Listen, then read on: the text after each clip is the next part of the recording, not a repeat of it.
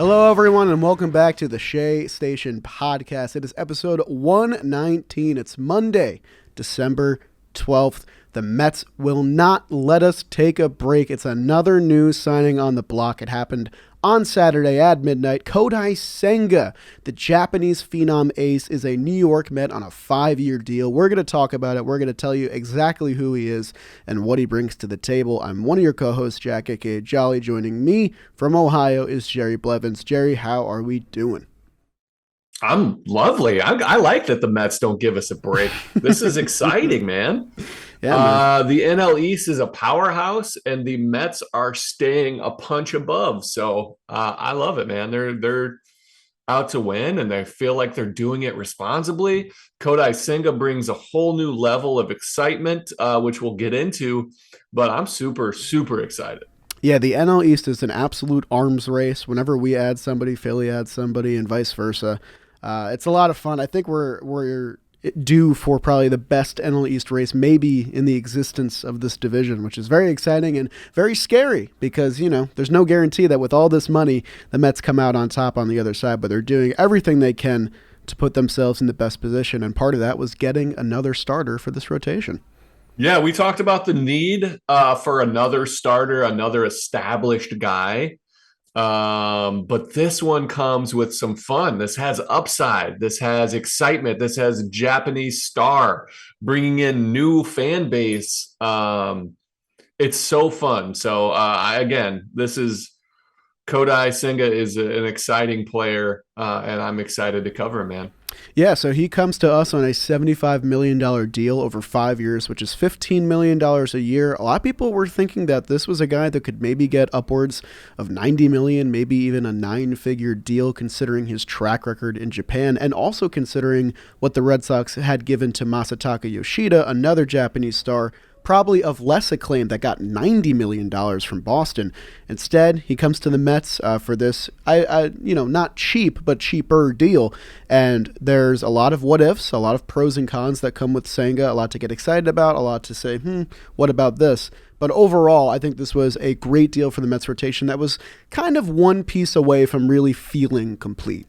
Yeah, this is like a third, fourth free agent starter contract. Yeah. This is, there's an opt-out after the 25 season, which we'll see. But hopefully he pitches so well that he is going to opt out. That would be, a plus, a boon. He did come with some question marks. He had a higher walk percentage than some liked. He's got 4-pitch arsenal, but some are like not so great weapons. There was questions on, can he stay in the rotation? Does he have that killer mentality? Will he move to the bullpen? Who knows? But I think, and you do as well from what I've heard and us we've talked about, he has number 1, number 2 potential. Yes. With his weapons. He throws a mid to high 90s fastball. He's got this fork ball that is seam shifted wake, all these things that go into it. It's kind of it'll be interesting to see how that transitions, but I like what he brings to the table. I like his upside, and it's a gamble that the Mets can take because he slides behind right off the bat. He's behind Verlander and Scherzer. There's no doubt about that. He's not going to jump above them.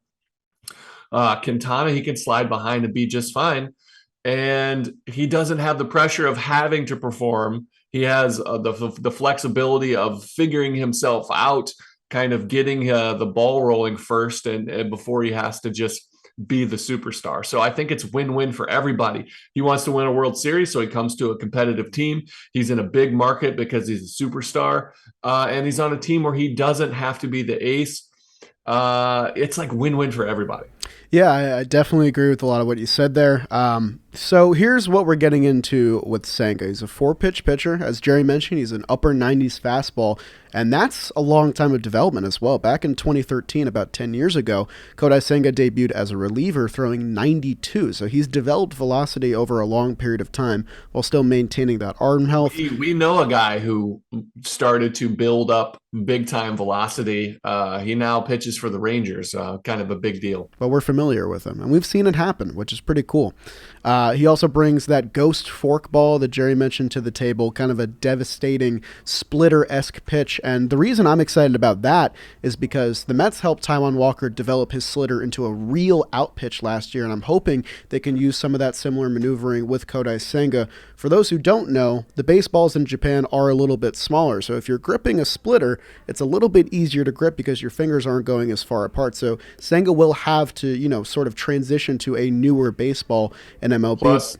Go ahead. Plus, they don't have to worry about grip or anything because their balls out of the package comes pre-grippy. Yeah.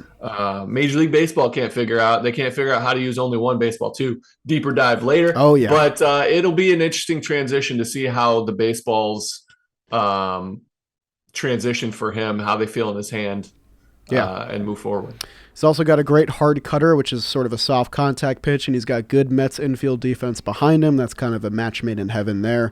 And then also a sweeping slider. You mentioned the walks were kind of an issue in Japan prior, and that's pretty true. In 2020, it got as bad as an 11.3 walk percentage. It's come back down a little bit more to earth at 8.5, but if that were to translate directly into MLB, this would be one of the highest walk percentages, up there with guys like Charlie Morton and Dylan Cease, who are still successful pitchers that work around those walks. Dylan Cease, a Cy Young candidate, right. So I think that's okay. You can get it done. He's absolutely filthy. There's things to work on. This is why you get him at $15 million a year. There are some question marks. The walk percentage, the pitch arsenal. He's 30. Coming off, like you talked about, he built up. Like he's not a guaranteed number 2 starter. So I think it works in everybody's favor. Yeah, the Mets are betting on some upside here, and I want to take you guys a little bit down memory lane because a lot of people are saying, well, why did this guy get $75 million if there's so many question marks? It wasn't too long ago that the Yankees inked Masahiro Tanaka to a deal that was over $120 million over 6 years. Tanaka had a similar trajectory, rising through NPB and becoming the best pitcher over there. His numbers at the end are a little bit more, jump off the page in comparison. But Kodai Senga had a 1.89 ERA in NPB last year, and you're getting him for about $50 million less than the Yankees signed Tanaka for. They're not the same pitcher, but the point is, if you're trying to get this long-time ace at this cheaper price where you're kind of betting on the upside, this is a great deal if you're looking at the outlook of it, because like Jerry said, this is a guy that has ace potential. There were a lot of teams that were very, very interested in Kodai Senga, and he said from the outlook, because he didn't have this posting fee and could take his time with his contract, he wanted to play for a winning team, and he wanted to play for a team that is developing pitchers and helping guys get better, and I think the Mets fit both of those bills. Yeah, I think his increase in velocity over the years shows that he's dedicated to his craft, to the way he goes about his work ethic, gym, all the above, I think. Is good for the Mets moving forward. A guy that wants to get better at his craft. He's not saying, this is who I am, I can't change. He's excited. He wants to get better. The Mets can develop some pitching. It's exciting. He wanted to come over 2 years ago. He wanted to be posted. The posting thing is, if a quick recap is like, he becomes a certain age, the team can say, hey, you guys want to get him? You got to pay us $50 million, and then you can sign the contract. So it kind of comes prepackaged. Well, his professional team in Japan refused to post him because they wanted to keep him for those extra 2 years. And now he's an unrestricted free agent, no draft pick, no bonus money to his team. He's just a free agent, which is excellent for him. And he comes at a cheaper cost for the New York Mets. Yeah, his team, the SoftBank Hawks, which if I were to draw a comparison, they're essentially the dynasty Yankees of the NPB right now. They've won 6 Japan series in the past 8 or so years. They're notorious because they've never posted any of their players because they love their guys and they want to keep them. But that also meant that down the line, Senga would get this opportunity where he is an international free agent, no restrictions, can kind of go about his business. He could have drawn this market out a lot longer, too. He could have been, the last starting pitcher on the board after a guy like Rodon and Manaea signed last night. Instead, he found a destination that he liked with us, which I really appreciate because I'm very excited to see him pitch, and I've done my research on him. And there's a lot to like. We talked about kind of the caveats of his game, but that 1.89 ERA from last year, he's good for, 130 to 140 innings pretty much every year. He's had that track record since an injury back in 2015 with some right shoulder inflammation. they've built him up. They've protected him. You know, he's pitched in that playoff atmosphere with the SoftBank Hawks going to the playoffs and winning the Japan Series what seems like every single season. And there's just a ton to like about Kodai Senga. I'm a big upside guy with Kodai Senga, and I'm really eager to see what he does in his first year. Yeah, me too. I'm excited to see what he brings to the table. I'm excited for Mets fans. Like again, I've played with some Japanese players, and it just adds an element in the clubhouse because you have the whole Japanese media covering it. You got extra fans. The Japanese fans come out in droves. It's just a more another layer of excitement around the team. Um, it's amazing. Like Yeah. it's a great sign. The fact that he signed early shows me that the Mets pursued him, and he was excited for the opportunity to get better, to be in an organization in New York. Like it's just I'm pumped. I'm pumped to see what happens from a media coverage standpoint to butts in the seats to see what he does on the field, especially. So Yeah, and I love that. I love Japanese baseball. I love Japanese culture, and bringing over a superstar is exciting. Yeah, I love that you brought up the Japanese market aspect of it because we kind of saw that with the Angels. You know, when Otani came over, their market for Japanese fans, Japanese baseball drove through the roof, and I'm hoping a similar thing happens with the Mets. And now you're in a position where, one, you filled out your entire rotation with major league caliber proven starters aside from Senga, who's, you know, that oddball, that what if, but Verlander, Scherzer, Quintana, Carrasco, and now Senga. And you're operating where if Senga lands at this 3, like we are assuming he will, you have a guy in Quintana who had a 2.9 ERA last year as your number 4. You have Cookie Carrasco, who gave you 28 starts and an ERA under 4 as your 5, the anchor of the rotation. And then, of course, the AL Cy Young at the top and Max frickin' Scherzer ahead of Senga. This is a very different looking rotation, but it's a very exciting rotation. Yeah. Not to mention, so there's question marks about Japanese starters coming over because of workload. They pitch once a week. I believe that's the same rotation that he was on. He Right. pitched, you know, they don't play as many games as often, not as many teams. So workload is there. Plus we have the aging Verlander Scherzer. So I could see us using Peterson and McGill more often, you know, than what your traditional 5-man rotation is. I could see them mixing in quite a bit, not to mention Joey Lucchesi and whoever we bring in. Um, but it looks formidable on paper. It Yeah. looks very formidable. Um, Again, it's just what he's done in his career coming over to the U.S. There was issues about control, but his last couple of years, it looks like he's figured some things control out. I think it's just pretty exciting. I think his whip has been under a 1.2 the last couple of years, which Yep. is exciting because it shows you, or under a 1.2 his whole career. It shows you that he's effective. Plus, a big fastball plays anywhere. So Yeah. He led the NPB with 227 strikeouts in 2019. Between 2020 and 2021, they had a full season in 2020. He had a 2.41 ERA in 242 innings, and then last year, which is sort of acting as his contract year, was definitively the best of his career. 148 innings, a 1.89 ERA, 1.04 WHIP, 159 punchouts, 23 games started. Load managing is going to be a part of it for, I think, all of these starters, and that's why the Mets have really built solid depth behind these guys. You have David Peterson, Tyler McGill, Jose Budo, Joey Lucchesi, Elieser Hernandez. These are guys that, you know, you wouldn't want in the projected starting 5, but can give you a major league start. And with guys like Verlander, who's touching 40 now, Max Scherzer had some injuries last year. Senga, we haven't seen him throw over 150 innings since 2019. Carlos Carrasco had some injury troubles last year as well. These are important guys to have behind them that can fill in and take a spot start and give you the innings you need to go the full 162 stretch and keep your 5 healthy and ready to go in October. yeah, again, it's a wonderful place to be in with the New York Mets. This offseason has been fantastic so far. From, you know, what do you report? Pitchers and catchers, how far away? 64 days. 64 days. That's a long time, and they already have kind of an establishment in place. This is a big difference between the lockout shortened, you know, spring training, hiring Buck Showalter quickly, adding guys. Like it was chaos at the end, whereas now we're kind of at the front, right out the gate, feeling secure. This allows organization to set things up moving forward, to talk, to get the medical team in on what's going on now, to get the training room, the training staff, the weight room people, the everything all moving forward in the same direction early. Super exciting.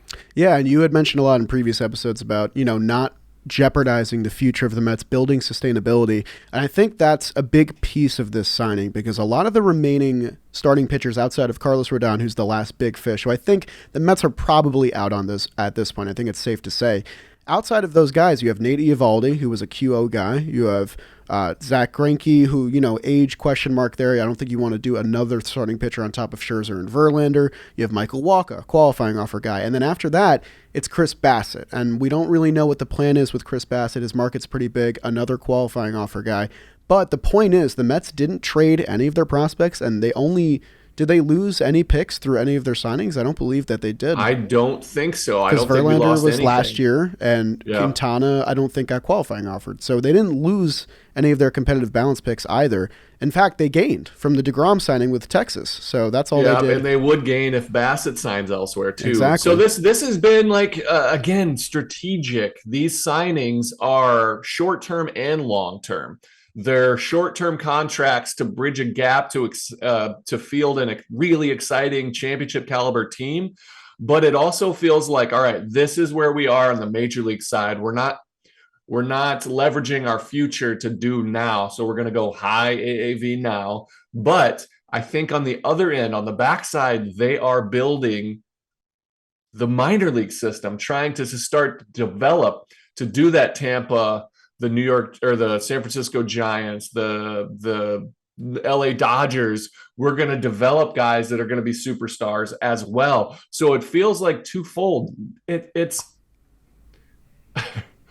it's like a too good to be true tale of everything, because you have a team. There's no tanking in the New York Mets. There's Uncle Steve will not allow tanking, which is what a lot of these teams are doing to build for the future. They're like, we'll just sacrifice right now. The Cubs are doing it. One of the biggest market teams out there that sell out all the time, that they're making money hand over fist.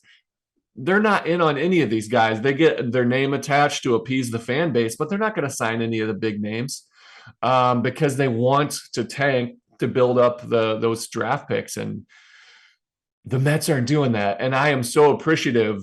And I hope the fans are appreciative and show up. And I imagine they will start to fill those seats on a regular basis at Citi Field, because you have to be, this is best case scenario for you if you're a fan of the New York Mets or a fan of baseball. Win now, but also build for the future without any sacrifice in between. It's a wonderful formula. I hope it works out, because it feels like the right thing to do. Yeah, and one last thing I want to say is, pretty much once the wild card loss happened and we kind of, grieved and we processed it, the focus became, oh crap, we have this huge free agent class. What are the Mets going to do? What's the plan? They have to act quickly. At the end of 2023, regardless of what happens, there's not a ton of question marks with the team. You have Scherzer for that third year possibility, which I'm assuming he'll opt into, seeing what this team is doing. Verlander has the second year. Quintana has the second year. Kodai you have for the foreseeable future. So there's no rotation questions. A lot of the position players are still going to be locked up. The Mets aren't going to have this same looming, offseason hovering over them throughout the entirety of the regular season. Yeah, when's McNeil up?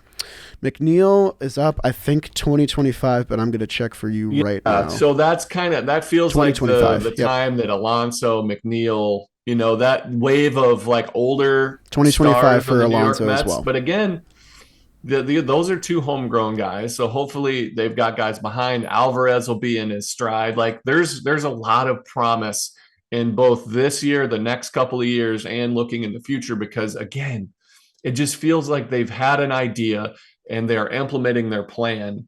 And I'm very, very grateful to cover this team, to be a part of like this fan base, because it's a lot more fun. I talked to Neil Walker about the Pirates and what they're doing. that's a whole different animal. Yeah. I get to cover this.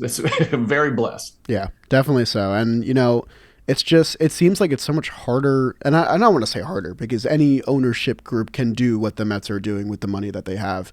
But for the lower market fan bases, the disparity is becoming huge now because Steve Cohen is doing things that haven't been done in any sports league, just completely blowing past a tax named after him in order that was implemented to try and stop this. And it's not stopping him at all. In fact, it's just making him stronger, I guess.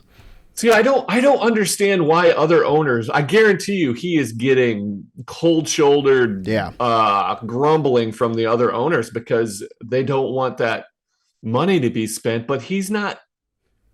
A lot of them voted to try and make sure he didn't own the team too. That's it. They were scared of this, and Yes. it's. I don't understand why you don't want this in your league. It's good for everything. Yep. This is what teams should be doing if you can. They're not. The market is the market. They're not. He didn't give Justin Verlander 5 years to come to New York. Nope. He didn't overpay. It's a short term thing. If you want to get a Chris Bassett, go get a Chris Bassett. If you want to get Sean Manaea for 2 years, go get Sean Manaea. If you want Carlos Rodon, you want to do traditional, do that.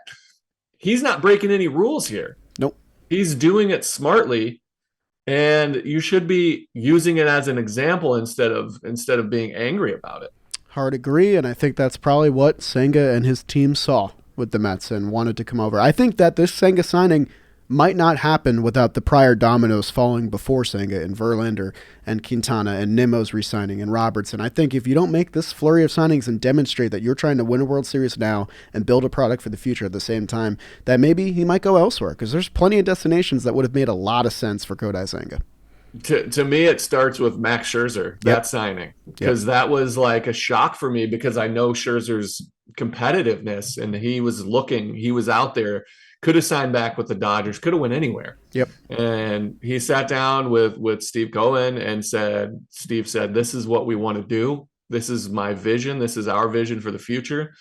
You would be a big part of that recruitment because everybody knows who Max is, what he represents, and the pieces are starting to fall. It's incredible. It's really, really, really exciting to watch. It may not work out perfectly. They had a great team last year, won 101 games, didn't win the NL East, lost in the wild card round. It looks great moving forward, but the Phillies got a lot better, and the Braves are still the Braves. We'll see what they do. They need a shortstop. They do. Yeah, but it's a safe place and a safe time to be a Mets fan. Couldn't have said it better myself. And I think, hopefully, I mean, we said this last episode, so maybe I shouldn't even say this, but I think, are the Mets done? Are they done? I don't think they're not done. They're never done. But are they done with like the big boys, the big signings? The only thing I can see happening, not a big signing, a big trade, if they go to try to upgrade some power somewhere. Maybe. If they move McCann in a contract or get rid of, I don't want to put it into fruition, but a David Peterson trade or a Tyler McGill There's trade. There's been talks about Carlos Carrasco as well. That's a 1 year, $14 million deal. To get some power into this lineup, figuring something out there. I don't know what's going to happen, but I don't see them. They're not going to sign Rodon. No, I don't think so. That was Senga. Senga's got Rodon upside, but at a much cheaper price tag. I don't see them doing anything else. Who else is big out there? I mean, Dansby. It's Rodon and Bassett are the two big starting pitchers. Dansby is the shortstop. Who are the position players still out there? Correa, Dansby. Yeah. So it's not the field is thinned out, but there's still plenty of talent available. It's just the Mets have an answer for pretty much everything now. Aside we from got a couple bullpen spots. Still for depth. Yep. You've got who's our outfield? We need some outfield depth. Yep. We need depth pieces, and they'll bring in quality. We need bullpen arms.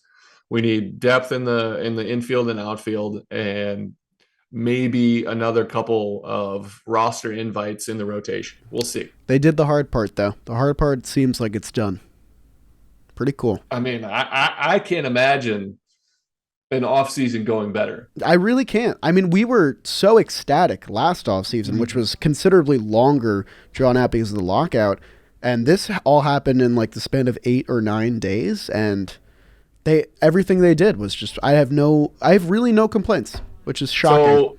So DeGrom not being in a Mets uniform is going to be tough. Yeah, that's it. But that's not a complaint. That's probably an organization and a player deciding, I think it's best if we both kind of see other people.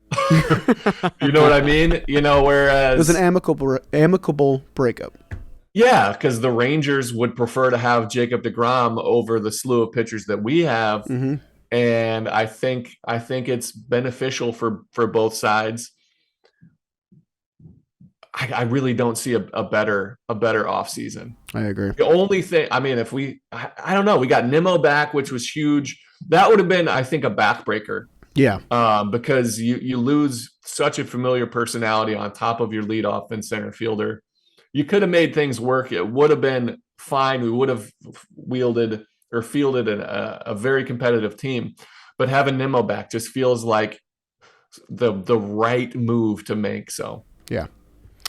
I think that's all I got on our guy. I think that's it. Yeah, man.